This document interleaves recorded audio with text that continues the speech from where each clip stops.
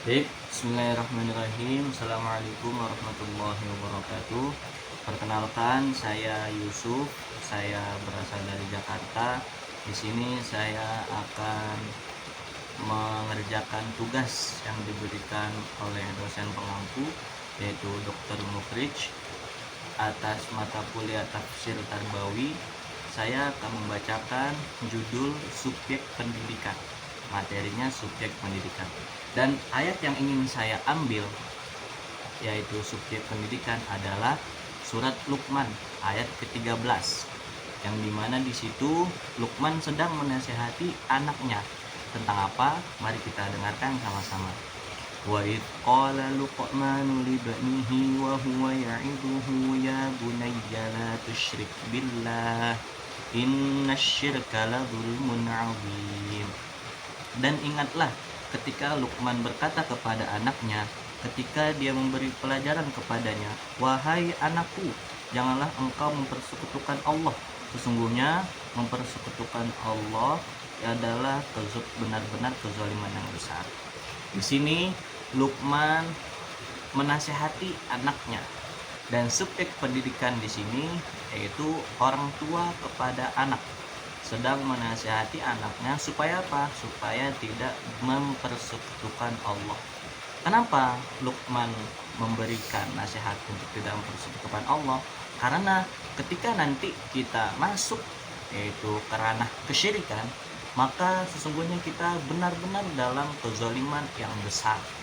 Dan di sini pula kita bisa mengambil hikmah, sesungguhnya kalau kita sebagai seorang muslim, hendaknya kita harus terus berpegang teguh atas keimanan kita. Jangan sampai ketika ada sesuatu yang itu menggoda kita, yang itu bikin kita syirik, yang ada perlakuan-perlakuan itu yang menjerumuskan kita kepada kesyirikan, kalau kita iman kita kuat, sesungguhnya insya Allah kita tidak akan terpengaruh oleh godaan-godaan seperti itu. Di sini juga kita bisa ambil hikmahnya bahwa kita harus memperkuat iman, memperkuat takwa supaya kita tidak jatuh kepada kesyirikan. Dan kalau sudah jatuh kepada kesyirikan, kita dalam keadaan kezaliman yang besar. Dan pada ayat ini juga asbabun nuzul, ada asbabun nuzulnya, yaitu ketika Rasulullah menyampaikan ayat ke-29 surat Ali Imran yang mengisahkan penyesalan orang-orang musyrik akibat kemusyrikannya. Jadi pada ayat itu Rasulullah sedang membacakan kepada para sahabat, dan isinya tentang orang-orang musyrik yang dia nyesal atas kemusyrikannya.